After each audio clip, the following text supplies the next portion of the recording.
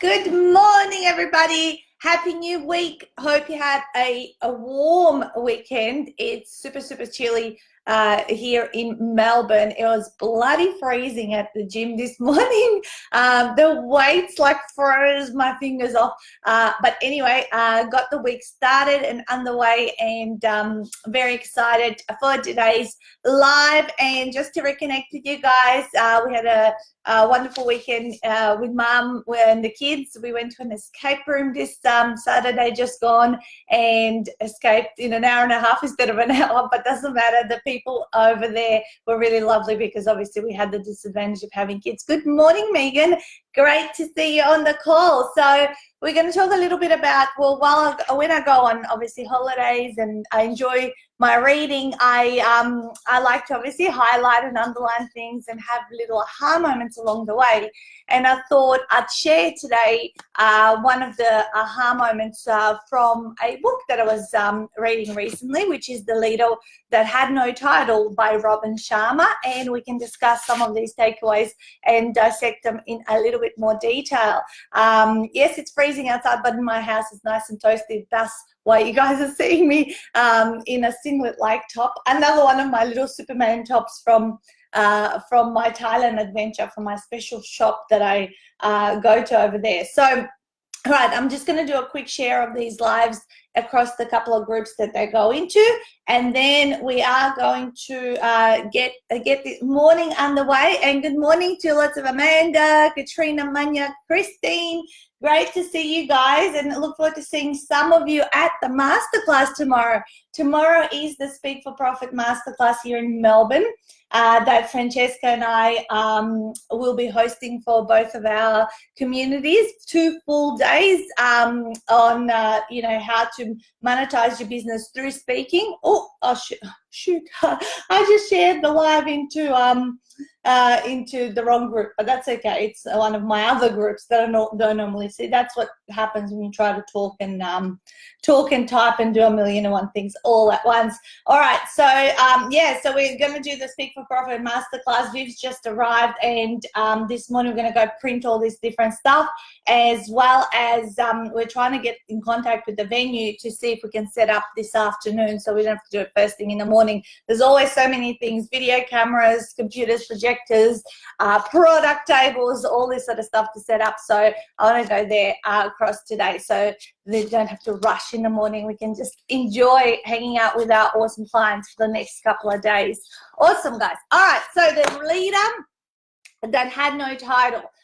So these are some of my top 6 takeaways, and I want you to ponder on them as you start this week in terms of where you're at. What does this mean for you? Where are you in journey to whatever success means to you, and how do you handle different situations, and what could that possibly mean? So the first one is, I'll just read it out. It says, success, both in business and personally, is something that's consciously created. It's the guaranteed result of a deliberate series of acts that anyone can perform.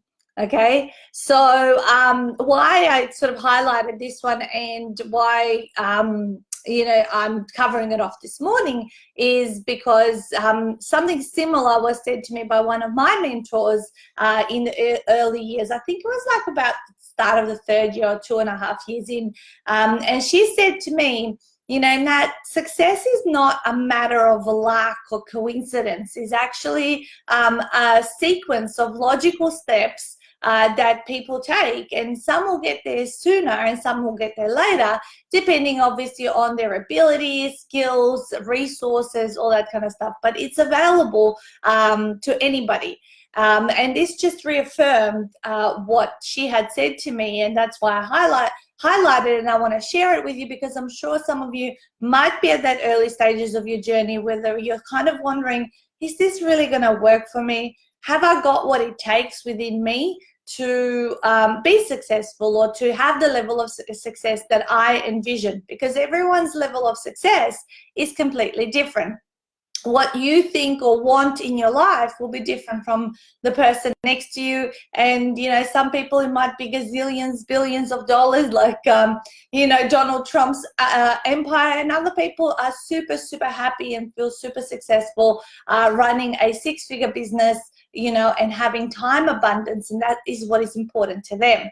So it's a what is that? It's consciously created, and it's the guaranteed results of the result of a deliberate series of acts that anyone can perform. Okay, so the most important thing is to know that sometimes how hard we actually think it's going to be to achieve the level of success we envision, we kind of need to multiply that probably by 10 times. And that's something that I picked up in the 10x rule. I think Grant Cardone wrote that book, and you know, sometimes we think it's not going to be as hard, but it is. And just to keep pushing and creating those conscious efforts towards getting better, improving, and stepping out of our comfort zone. Now, coming up as we're sharing some of these insights is going to be, of course, some stuff around procrastination, fear, criticism, and stuff like that. And I thought all of these 6 really tied in well together to kind of go, what is this? What does it mean when this happens to me in life? What means when that happens to me in life as I'm taking my steps towards creating the success? All right, so let's go to number 2. Number 2, it's impossible to build a tribute to success on a foundation of excuses. Okay, so it's impossible to build a tribute to success on a foundation of excuses. All right, so we all have had excuses in our life, and a lot of the time we can use them to make ourselves validate something or justify other things as to why we can't do that. However, always the question, if you are moving towards the journey of success, is to remain solution focused. And of course you can have days in your pit of misery and feel like, you know, you can't do it because it's just all too hard. I once bought a book about procrastination, but haven't got around to reading it yet. Right. You know, what excuses are you making up in life? The 2 biggest excuses that human beings make is that they don't have the time or they don't have the money. So next time you come up with one of those excuses, or maybe some other excuses, maybe ask yourself the question, what is really underneath this excuse? Because the problem is really not the problem. There's something more that's going on underneath. So I'm going to share the story with you guys when I had to make a significant decision in working with, again, one of my mentors. This is years back. And I was faced with a decision that I needed to invest 5 times more for his monthly fees than I had invested previously in a mentor. So it was significant. It's kind of like what people would pay for a year-long coaching program. I was faced to make a decision that that's what I needed to pay per month to work with him. And of course, the excuse is it's not the right time because I was pregnant with my 3rd child. So I was about 3.5 months in, and I thought it's not the right time. I'm gonna have a baby soon. How am I gonna focus on doing all the actions? Plus, I've got 2 other kids at home, so I had every excuse under the sun that it wasn't the right time to start working with him. And then the fact of the money. I was at a point where I hadn't made hardly any sales over a 6 to 8 week period, and that can seem like a lifetime when you're in business if you don't have, you know, that sort of constant you know, sales, delivery, all that kind of stuff, like flow, and of course the excuses of it's not the right time or I don't have the money came up for me. And being a coach, I asked myself that question, which I just shared with you before. You know, I sort of said to myself in my mind as I was sort of falling asleep at night, and I went, Natasha, come on, you know that time and money are just an excuse. So what is really going on? What is actually preventing you from saying yes? And the little voice underneath all of that said, are you willing to do the work? Right? So that was a different question, because if I was going to invest my time and significant amounts of money to work with this person, I needed to step up really out of my comfort zone and focus and do work and work probably 10 times harder to get to the levels that I wanted to get to as a result of working with him.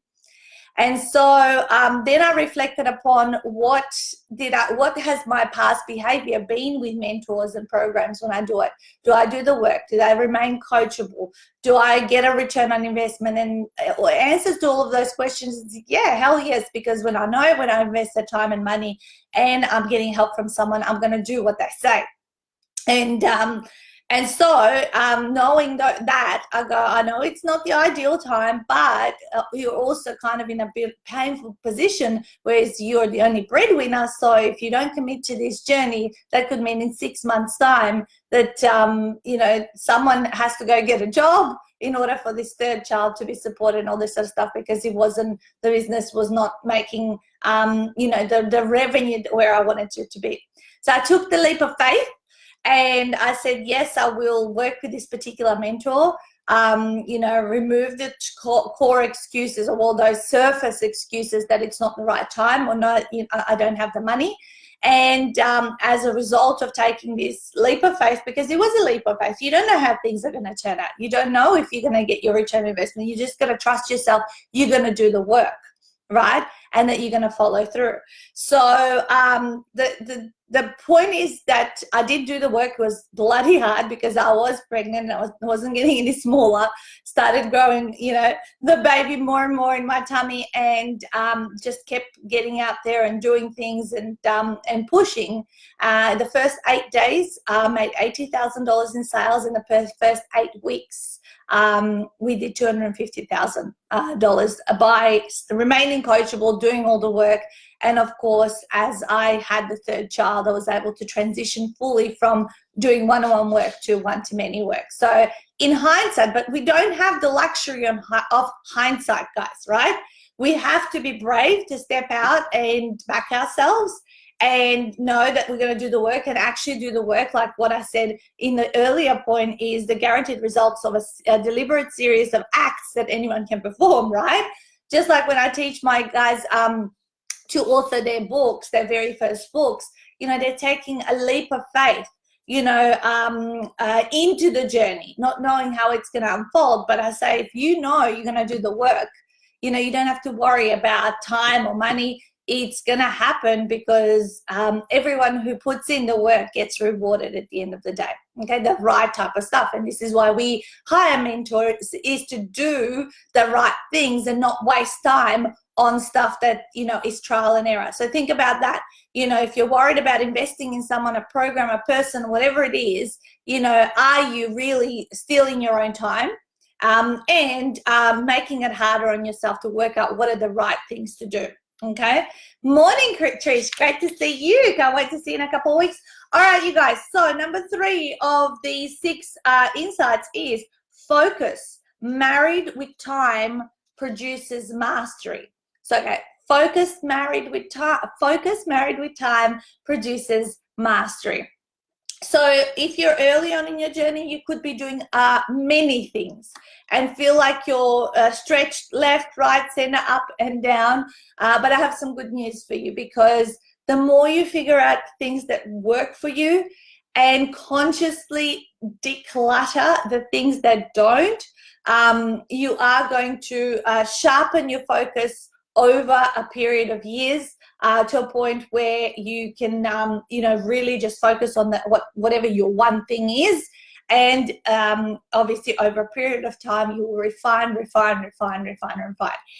Sitting here on my 10th year in business, I can tell you that this is so true, and it's not as crazy as in the first 2 years.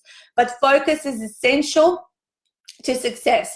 Think about shopping in a supermarket. And good morning, Sally and Lillian. So think about standing in line in a supermarket. You're there with your items and you're waiting to get to the cash register. Now, if you stick it out over the time that it takes to get there and remain focused with what you've picked up and what you wanted, you will get there in whatever time it takes. But if you get distracted by the shiny object of the, side of your eye, and you kind of go, oh my God, I forgot to get that. I need that. Oh, wow, that looks good. I'm going to go out and get it. And you lose your place in line. Yes, where are you going to get up? Good morning, Adrian.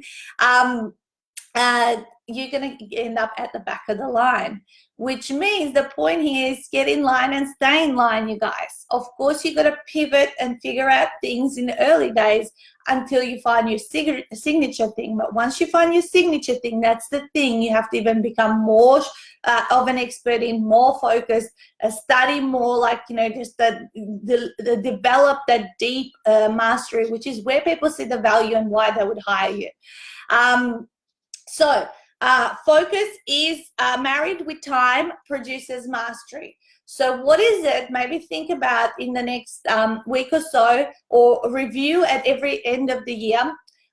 What is it that you need to let go of and stop doing?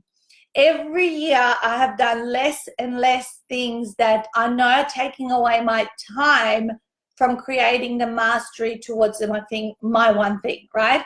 So what I do is I keep rejigging and actually making my life a lot easier, because then the thing that I'm amazing at also makes me feel good, because when you can demonstrate mastery and deliver mastery to people, then that's what also makes you feel good, because you're doing it with ease and you're having a lot of fun along the way. All right, let's go with number 4, you guys. Oh, here we go. This comes back to what Megan said before about her procrastination. My procrastination is just another form of fear. Procrastination is just another form of fear. Yeah. So again, you can self-coach yourself when you feel like you're procrastinating. And obviously, unpacking some of these statements from Robin Sharma's book, because in a way that makes sense to me. Okay, and how I could take them, practically apply them in life, right? So that's what I'm trying to do here with you guys today. So procrastination is just another form of fear. So the question to ask yourself next time you're procrastinating over something in your life is, what am I fearful of if I was going to step into this? If I was going to do this, what could happen? What's the best thing that could happen? What's the worst thing that could happen?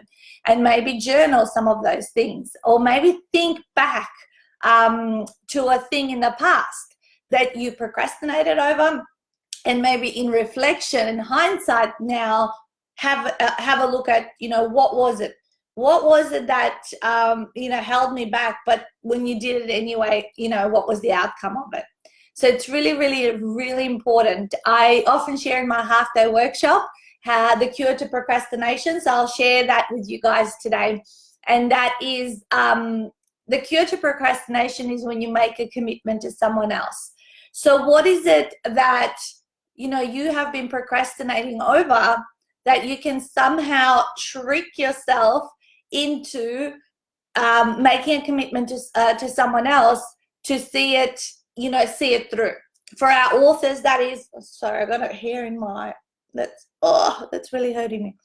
For our authors, that is pre-selling their books. So on the Friday night of retreat, we've got their mock-up covers ready, their payment platform set up, whether it's a website or a PayPal button. And what happens is they launch and share their book with their nearest and dearest. Now, when those people end up pre-purchasing their book, knowing that it's going to come out in the next 3 or 4 months, what that automatically does for the author, it makes them feel like they have made that commitment that they're going to deliver these pre-release, the copies of the book, obviously, to the people who have pre-purchased them. That is pretty powerful. Every time I want to create a program, a product, something that I want to release, I pre-release it and offer, of course, a special price for pre-purchases, simply because I want to trick myself into following through. Okay, really, really, really important. Good morning, Azita. See you tomorrow. And Stuart's waiting for you for your prep from 10 o'clock. All right, so a lot of our authors are getting ready for this masterclass tomorrow. We have the retreat on next weekend, 2nd of August is our 26th Ultimate 48-Hour Author Retreat. And our 15 authors that are coming along to that, they're all excited, they're all being prepped and having things set up. So yeah, it's a very, very exciting 2 weeks over here in Ultimate 48-Hour Author Land. All right, guys, let's go to number 4, and that is that criticism is the defense reaction that scared people use to protect themselves against change. Oh, this hair, whatever hair is in my eyes, it just won't get out. Oh my goodness. Okay, I think it's better. Okay, criticism is the defense reaction that scared people use to protect themselves against change. Okay, so if I wish I could get there tomorrow, so much value in 2 days. Oh, Megan, come for some of it if you can. You don't have to come for all of it. All right, so when we talk about criticism, we a lot of people get scared of it, right? Especially my new authors. Like, oh, you know, what if people criticize me? Imposter syndrome. I'm not good enough. You know, all of these things start to come up. And actually, the ones that obviously start working with me kind of overcome this and do it anyway. But the other ones use it as a way to protect themselves against change. So where maybe, you know, are you scared of criticism, and are you not stepping into that in order to protect yourself from change? I really needed to hear this today. I'm sure everybody, a lot of people, Zelda, say that when I do the lives, it's often the lesson you need to hear. And you know what I do, guys, often for myself, when I need some kind of a message or a lesson, I'll go on YouTube and I'll obviously Google some of my favorite people that I listen to, and I'll just literally at random choose one of their videos, 10, 15, 20-minute video, and I just listen and I look for the message within it, because I kind of know that I'm going to attract whatever it is that I need to hear for the day. So thank you for saying that. All right, guys, so okay, so I'll just revise that one. So really, really important one. Criticism is the defense reaction that scared people use to protect themselves against change. And the very last one I want to discuss this morning is that jealousy is the tribute that mediocrity pays to genius. Jealousy is the tribute that mediocrity pays to genius. Okay, so if you ever feel like you are being criticized or feel there is jealousy your way, just know that you're on the right path. Every single successful person, the more successful they get, they will get either criticized or, you know, jealousy, you know, displayed towards them in some way, whatever it is, right? Just know the best revenge to any of this is success. So do your own thing, look after yourself, look after your family. Know that at night when you put your head on the pillow that you have done the right thing by people and deliver on your promises, and you have absolutely nothing to worry about. You know, as, what is it? Whoever sang that song, haters will hate, hate, hate, and trolls will always be out there, but they've got nothing better to do. Like, seriously, I mean, I have no time to even look at what other people are doing in their lives, right? So I'm just worried about bettering my personal best every day, and that I'm good for, you know, good for my clients, good around my family, and the people that I surround myself with are, you know, raving fans and people that are going to follow and remain coachable with what I tell them. So don't worry about it. You know, those people who have got the time to criticize or talk about others or demonstrate jealousy are obviously not on their purpose, and want to you know, on some way feel better about themselves. And one thing I'm going to say is that the more successful you get, the thicker skin that you grow. Okay, so in early days, whenever I'd hear something, or you know, this was said about you, or something happens on social media or whatever it is, I used to be so distraught for days upon days, maybe even weeks, and you know, my mindset was not strong enough. But the more you work on your mindset, and being in business, we know, is the biggest and the best personal development journey you can ever go on. You know, you get to know how to respond rather than react, and what you need to say to yourself, and how you need to review it to get yourself out of it. Because you know, that could have been a fleeting moment for someone, but it could leave a dent in your day or weeks, you know, coming up. Same thing, you know, people committing to you and then pulling away, or you know, making sales, not making sales, all of these things, you know, how you respond to it can be really up and down early in the journey, but and it's reactive, not responsive. But as you go on, you become wiser.